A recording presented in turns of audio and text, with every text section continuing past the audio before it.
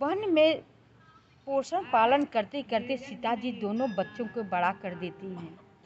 बच्चे बच्चे में खेलने लगते हैं, ऋषि कुमार लड़कों के साथ खेलने लगते हैं, बड़े हो जाते हैं।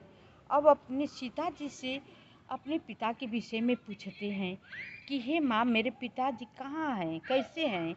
सब लड़के पूछते हैं, कहते हैं कि तुम्हारे पिता नहीं हैं। सीता जी को समझ में नहीं आता है कि बच्चों को क्या उत्तर दूँ, कैसे समझाऊँ। कहते नहीं बेटा, तुम्हारे पिताजी हैं, इस समय यहाँ पर नहीं है।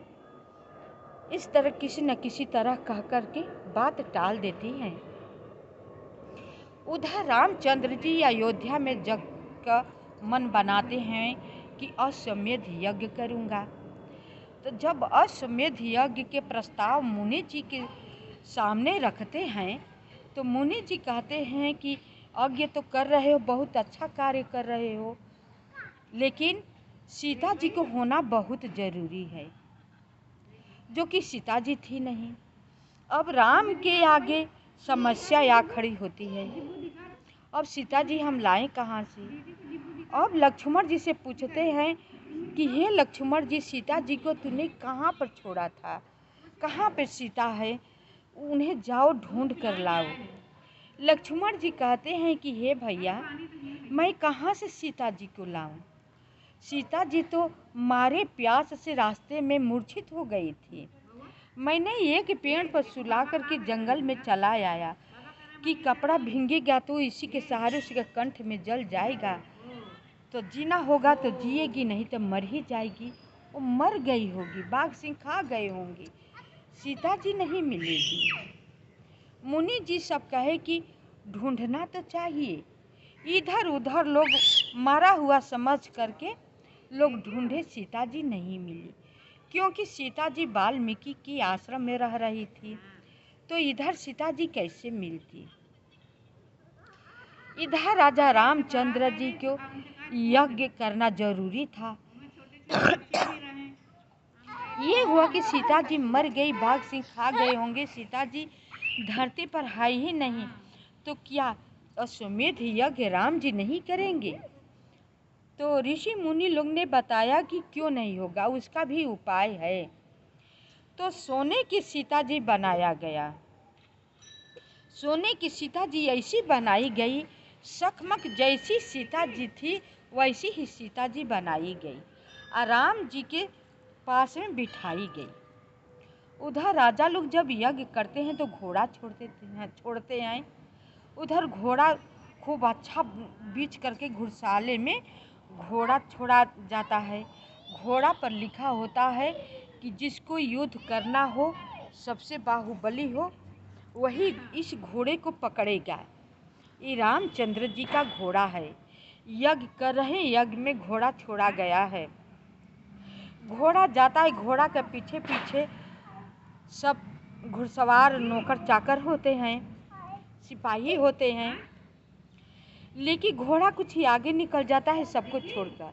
कहाँ पे घोड़ा जाता है कि जहाँ पर राम जी के लड़के खेल रहे होते हैं। जब घोड़ा पर का लिखा हुआ पढ़ते हैं तो घोड़ा को पकड़ लेते हैं, घोड़ा को पकड़ करके पेड़ में बांध देते हैं। तब तक से शत्रुघ्न आते हैं, कहते हैं कि ये बच्चे, ये घोड़ा पकड़ने योग्य, खिलवाड़ खेलने योग्य नहीं है, घोड़े के तुम छोड़ दो।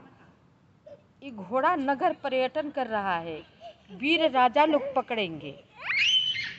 लड़का कहता है कि क्या हम वीर दिखाई नहीं दे रहे हैं, हम घोड़ा नहीं छोड़ेंगे, युद्ध करना हो तो कर लो, हम इस तरह घोड़ा नहीं छोड़ेंगे। कहने पर बहुत प्रकार से शत्रुघ्न जी समझाते हैं, सब सिपाही समझाते हैं कि तुम बच्चे हो, युद्ध हम बच्चे से नहीं करेंगे।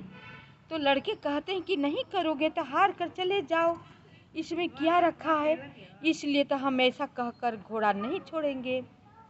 युद्ध होने लगता है। लक्ष्मण जी शत्रुघ्न जी मूर्छित हो जाते हैं, सब सैनिक मारे जाते हैं।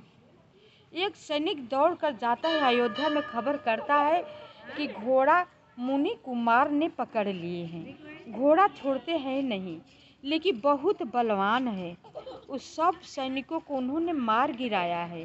शत्रुघ्न जी मूर्छित धरती पर गिरे पड़े हैं। यह सुनकर के लक्ष्मण जी, भरत जी सोचते हैं कि कैसा मुनि कुमार है, कितना बलवान है, कितना बली है। वो लोग सेना के साथ आते हैं,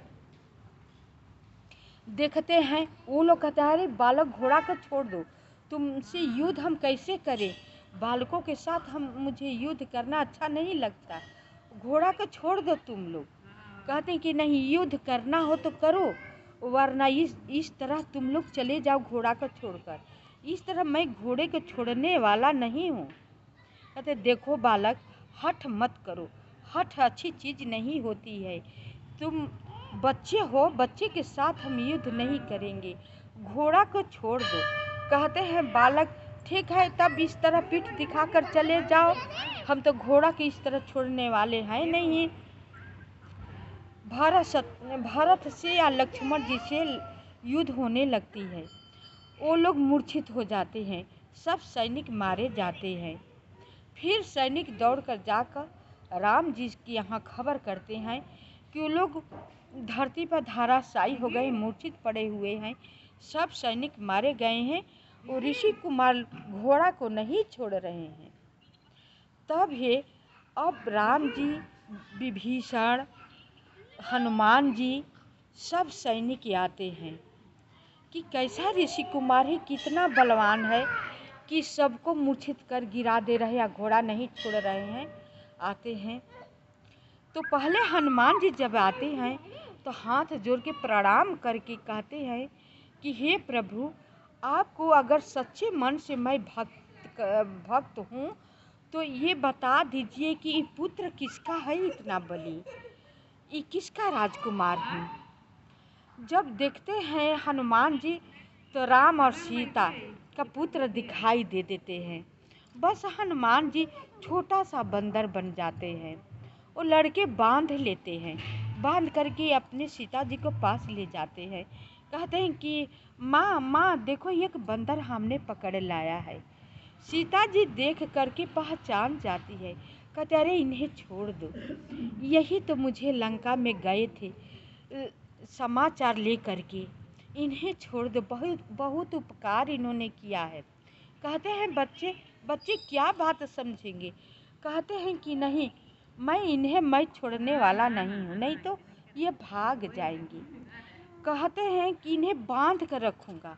लड़के बांध देते हैं। बांधे के क्या हनुमान जी अपने आप बंध जाते हैं। इधर युद्ध होने के होता है। विभीषण, नल, सुग्रीव सब लोग परास्त हो जाते हैं। इतने में समाधि टूटती है जब विश्वामित्र जी को, तो देखते हैं क्या बात है, किससे लड़के युद्ध कर रहे हैं। चले देखते हैं कि राम जी आए हुए हैं और नल, नील, सुग्रीव सब लोग परास्त हो रहे हैं, विभीषण जी भी हैं। तब दोनों बच्चों को ले करके वाल्मीकि जी चंद्र और सूर्य भगवान को शपथ खा करके कहते हैं, हे राम, ये दोनों बालक आप ही की है। मैं चंद्र सूर्य को शपथ खा कर कहता हूँ, वो दोनों पुत्र आप ही का है, आप इन्हें अपना लीजिए, नहीं तो मैं किस तरह है आपको मैं आश्वासन दूँ। हे राम, ये आप ही का पुत्र है। लड़के समझ जाते हैं कि यही मेरे पिता है। युद्ध तो बंद हो जाता है। दौड़कर जाके अपने माँ से कहते हैं, हे माँ, पिताजी आ रहे हैं आपको ले जाने के लिए, आप कुछ कहना मत, कटु वचन मत बोलना। जब सीता जी देखती हैं कि राम जी आ रहे हैं तो सीता जी तो बहुत दुखी थी। कहती हैं, हटती धरती समाई बालू जाईती, इन्हीं कर मोह नाही देखी हेरा, राम के मोह नाही देखी हेरा। तब तक से धरती फट जाती है, धरती से विनय कर दी, धरती फट जाती है। तो राम जी कहते हैं लक्ष्मण जी से, हे लक्ष्मण जी धरती को बांधो। और केच पकड़ के राम जी सीता जी को खींच लेते हैं और घर ले आते हैं। आज भी राज्याबान जिले में सीता जी को केस जो राम जी खींचे हैं दिखाई आप सबको देगा। कुश की तरह इसी तरह लपर लपर करता है। और जो सरसों सीता जी छींटी हैं लक्ष्मण जी को खाने के लिए, उसका फूल जो है सफ़ेद सफ़ेद होता है। ये सब सरसों तो पीला पीला फूलता है और सरसों सफ़ेद सफ़ेद होता है। अच्छा अच्छा रुक जाए। तो होता है तो सीता जी को घर ले आते हैं। खुशी खुशी सब यज्ञ होता है, सब खुशी का माहौल होता है। ये सीता जी की वनवास के राम जी को लवकुश का कथा हमने कहा सुनाई। आप सबको कैसी लगी ये वीडियो में आप सब कमेंट करके बताइएगा, क्योंकि हम बहुत खुश होकर के कहते हैं कि आप सब देखा कीजिए।